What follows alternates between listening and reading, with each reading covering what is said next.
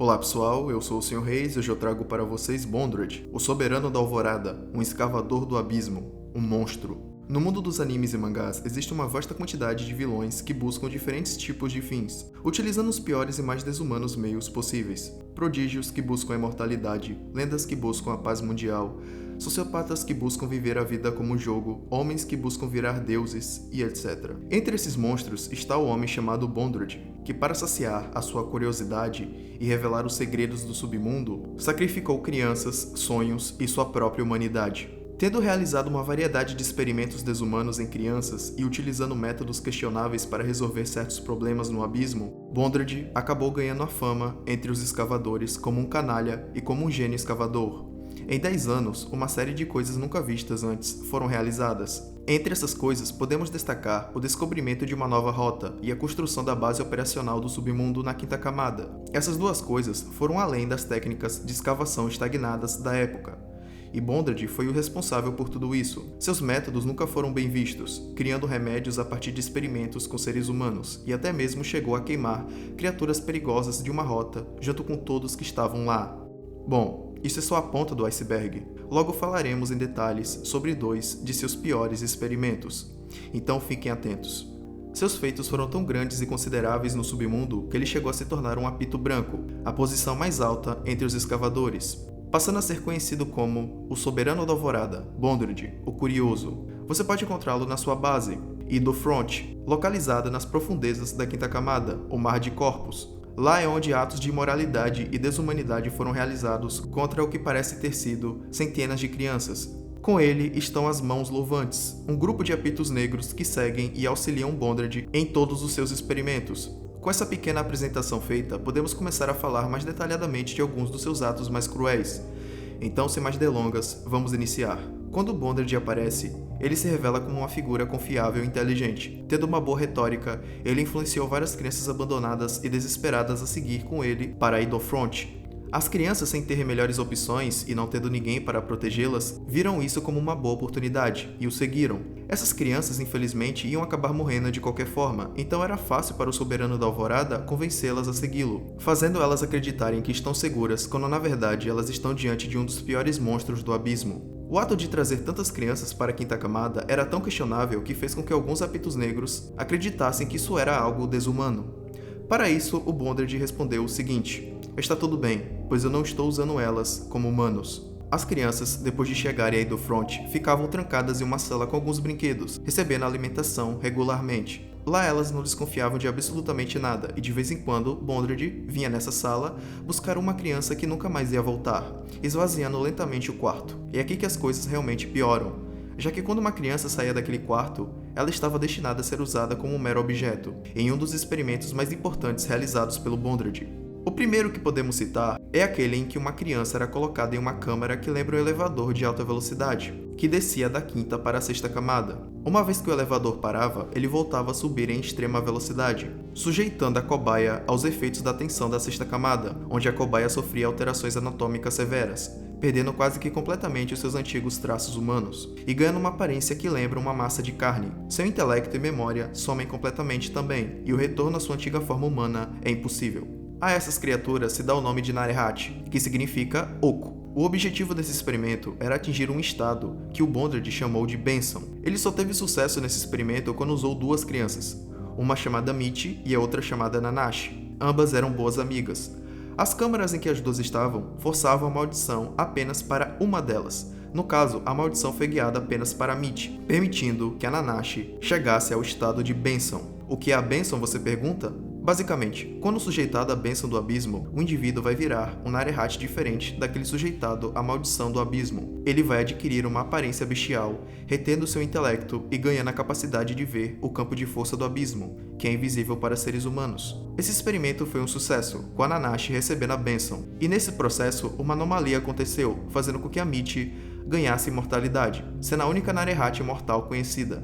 Uma característica interessante, mas inútil para ela que perdeu completamente a sua humanidade. O próximo experimento é ainda pior e envolve uma quantidade considerável de mutilação. Nesse experimento, Bondrewd tinha como objetivo criar algo chamado cartucho. Para se criar um cartucho é preciso seguir as seguintes etapas. A parte de dentro da cabeça e debaixo das espinhas, assim como uma parte das entranhas da cobaia, são as únicas coisas a serem mantidas para que ela continue viva até o seu prazo de validade. Todo o resto do seu corpo é descartado enquanto ela ainda está viva. Os órgãos sensoriais precisam ser removidos, já que eles pioram a maldição do abismo. A pequena parte que sobra depois da dissecação é envolta em carne e pele de novo, e depois é colocada dentro de um objeto chamado cartucho. O cartucho funciona como um substituto para os ossos. Depois de tudo isso, drogas são usadas para controlar o medo e o êxtase das crianças.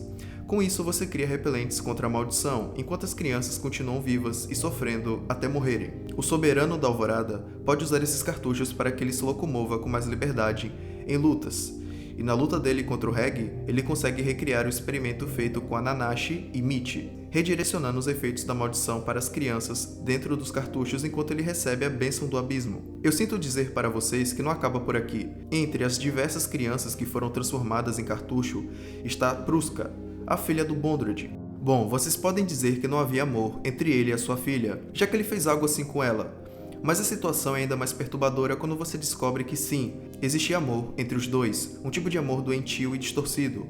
Pruska adorava o seu pai, e Bondrewd sempre a tratou com muito cuidado e atenção. Na verdade, o Soberano da Alvorada não só lembra o nome de cada criança que ele usou, como também lembra do sonho de cada uma delas. Eu nem sei dizer se isso torna a situação melhor ou pior. Qual te perturba mais? Realizar experimentos em crianças que você se importa, ou realizar experimentos em crianças que você não se importa?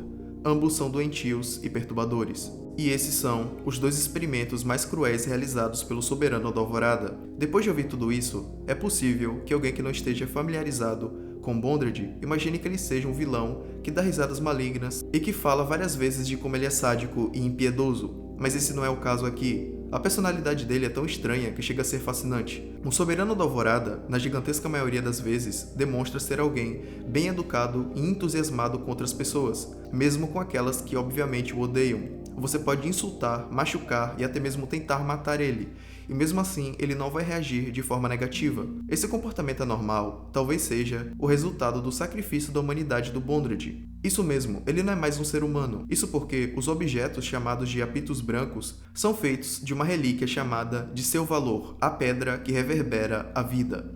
E a matéria-prima para o seu valor é um ser humano. Porém, nem todo ser humano serve como sacrifício. O sacrificado deve estar determinado a se sacrificar com toda a sua vontade pelo usuário do apito branco. Bondrewd escolheu a si mesmo como sacrifício. Então, apesar dele ainda ser um ser consciente, ele não possui mais humanidade. Talvez esse seja o motivo dele ser do jeito que ele é, sendo completamente indiferente a insultos e ameaças. Essa personalidade bizarra só contribui para passar a impressão de que o Bondrewd é um monstro, já que até mesmo seu comportamento é anormal. Com isso, vocês podem estar se perguntando o porquê de alguém não matar ele. Então, matar ele não é tão fácil assim. O Soberano da Alvorada está equipado com várias relíquias poderosas, e ele sabe muito bem como usá-las. Entre as relíquias que podemos citar está o Gangway, um raio de energia que sai da fissura de sua máscara, podendo se dividir e acertar o alvo ou os alvos em diferentes direções. Ele também está equipado com Farca Res, uma relíquia que atira uma substância pegajosa que pode servir para capturar qualquer um que ela tocar. Outra relíquia perigosa é o Sparagmus, a luz que guia a origem, capaz de desintegrar qualquer coisa que ela tocar. Daí, alguns podem falar, entendo, ele está bem equipado, mas ainda não é nada demais. Se você pensa assim, então se prepare para a relíquia mais poderosa do Bondrewd, Zoaholik, a máquina escravizadora de almas. É uma relíquia de rank especial que transplanta sua consciência em outra pessoa e cria cópias de você mesmo. Mas quando você mistura ou aumenta sua consciência, as cobaias acabam ficando insanas. Resumindo, todas as mãos louvantes são o Bondrewd, fazendo com que ele seja praticamente imortal. Em um combate contra o Reg, a Riko e a Nanashi, nós vimos o quão habilidoso ele é. Apesar do trio de protagonistas ter danificado a sua base e ter abatido o corpo abençoado pelo abismo que ele tanto quis, Bondrewd ainda assim saiu praticamente impune de tudo que ele fez. A única coisa significativa que mudou foi a sua ambição, que agora é direcionada para o trio de protagonistas, desejando que eles tenham sucesso na jornada ao fundo do abismo. No fim de tudo, podemos até mesmo ver um pouco do rosto dele. Precisamente, podemos ver o seu olho esquerdo, e eu sempre me pergunto qual emoção aquele olho passa. Arrependimento? Tristeza? Paz? Não sei, mas talvez Mesmo depois de tudo que ele fez, talvez exista um pouco de humanidade sobrando nele. Bondred é definitivamente um dos meus vilões favoritos. Seu design, sua personalidade, suas ambições, seu amor distorcido, tudo isso faz ele ser um dos vilões mais interessantes que existem por aí. Ele perturba você e ao mesmo tempo desperta sua curiosidade, mostrando quão fascinante pode ser um personagem que foge do padrão. De qualquer forma, isso é o que você deve esperar de qualquer apito branco: loucura, ambição e curiosidade. Depois de descerem e subirem o abismo incontáveis vezes, a humanidade que uma vez eles tinham em seus interiores vai se deteriorando em algo bizarro e anormal, mostrando que explorar o abismo não se limita a uma aventura feliz. Em fato, como vimos no arco do Bondred, a jornada para o abismo é cheia de bênçãos e maldições.